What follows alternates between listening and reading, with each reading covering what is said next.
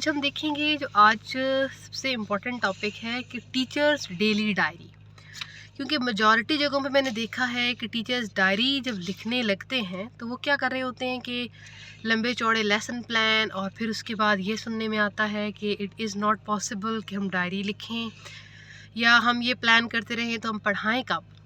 तो आज इस मौजू पे बात करना थी कि टीचर डायरी लिखना एक बहुत सिंपल और आसान प्रोसेस है।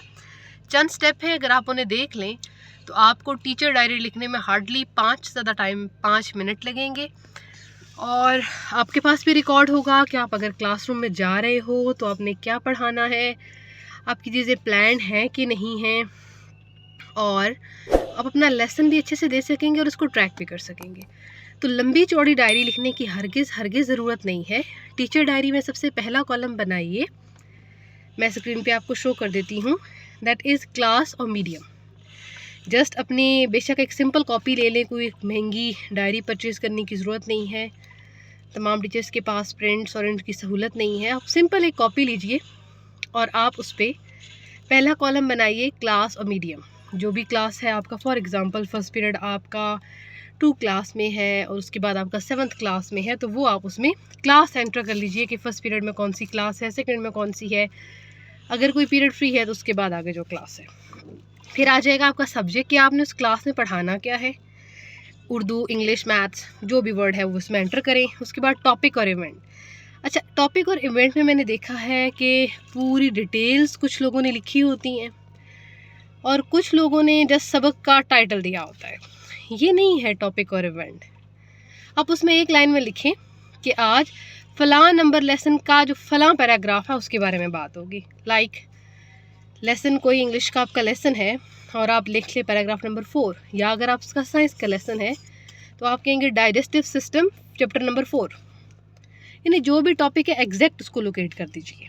उसके बाद ऑब्जर्वेशन एंड चैलेंजेस। इसमें कोई लंबी चौड़ी हिस्ट्री ना लिखें, बोर्ड पे यूँ लिखा जाएगा, ये नहीं।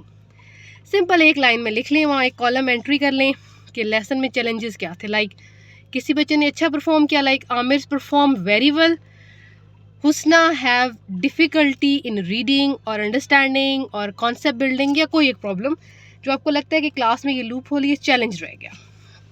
नेक्स्ट पैराग्राफ आपका होगा एक्शन प्लान का, कि आपने उसके लिए क्या करना है। लाइक आप लिख लेंगे कि नेक्स्ट क्लास में मैंने इसका मॉडल देना है, या कोई low cost no cost material लाना है, या किस तरह से जो चैलेंज मेरी क्लास में आज मैंने फेस किया उसको कोप अप करना है।